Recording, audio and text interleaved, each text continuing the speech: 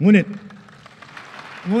kahit pa sinasabing bumababa ang antas ng krimen sa bansa, walang ibang magpapalubag ng pangamba at pagkabahala lalo na sa ating mga biktima mismo ng kriminalidad.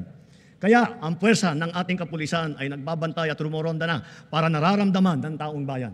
Sila ay re-responde sa tawag ng tungkulin sa loob lamang ng 5 minuto.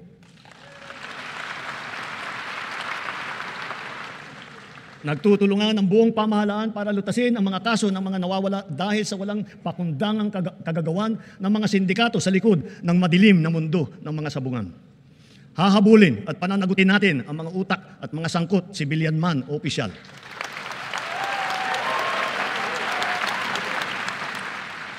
Kahit malakas, mabigat o mayaman, hindi sila mangingibabaw sa batas. Higit sa lahat, ipararamdam natin sa mga salarin ang bigat ng parusa sa karumal-dumal na krimen ng mga ito. Sa mga isinagawang pagsakote sa mga bodega at laboratorio at takang pagpasok, halos 83 bilyong pisong halaga ng droga ang nakumpiska na. Kamakailan lamang, may mga malalaking kargamento na nagkakahalaga ng bilyon-bilyon na nasabat natin sa Zambales, sa Pangasinan, sa Cagayan, Tondo, Muntinlupa, Ilocos Sur, Ilocos Norte, Cebu, Batangas, Rizal at Cavite. Noong isang buwan, personal kong sinaksihan ang pagsira ng halos 1.5 tonelada ng shabu at iba't ibang klase pa ng illegal na droga. Sa lahat ng mga operasyon na ito, mahigit 153,000 ang naaresto. Mahigit 9,000 at 600 sa kanila ay high-value target. Ang pinakamasaklap, mahigit 677 sa kanila ay kawani ng pamahalaan. Mahigit 100 ay halal na opisyal. Mahigit 50 ay pulis. Sa 3 taon lamang, halos mapantayan na ang kabuuang huli ng nakaraang administrasyon.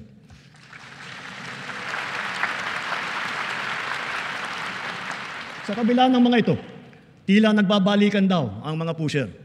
Kaya patuloy ang ating mga operasyon laban sa mga drug dealer, sila man ay big time o small time.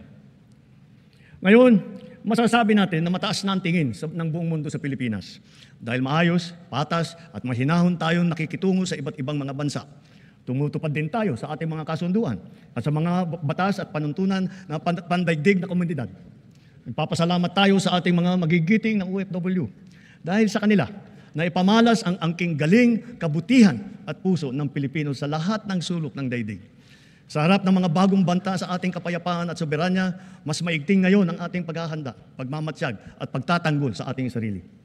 Ganun pa man, tayo pa rin ang nagtitimpi at nananatiling nagpapasensya, lalo na sa pagtanod sa ating buong kapuluan at sa pangangalaga sa ating interes.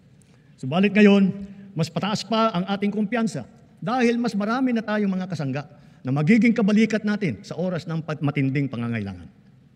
Then as now, our foreign policy remains the same. The Philippines is a friend to all. The Philippines is an enemy to none. That will be our main focus as we, the Philippines, host the ASEAN Summit in 2026.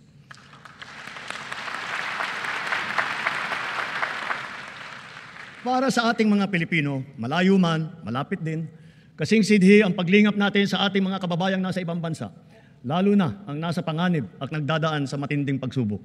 Hindi po biro at sadyang mapanganib ang hanap buhay ng ating tripulante. Ang trahedya na sinapit nila sa kamay ng mga rebeldeng Houthi ay isang halimbawa. Matapos ang mahigit 4 na araw, ang mga kababayan nating nang binihag ng rebeldeng Houthi ay pinalaya na rin, dala ng ating pakikipagtulungan sa Sultanate of Oman. Gayon din, dahil sa ating masigasig ng pakikipag-ugnayan, sa loob ng 3 taon, nagawaran ng kapatawaran ang mahigit 600 kababayan nating nahatulan dahil sa sari-saring paglabag sa batas sa ibang bansa, lalo na sa UAE, sa Qatar, sa Bahrain, at sa iba pa. And so, for their crucial and most beneficent sovereign intervention, I personally convey the entire nation's sincerest gratitude to the Sultanate of Oman, the United Arab Emirates, the State of Qatar, the Kingdom of Bahrain, the State of Kuwait, and to all the leaders of various countries that have granted clemency and have shown kindness to our beleaguered compatriots. Maraming salamat po. Thank you very, very much.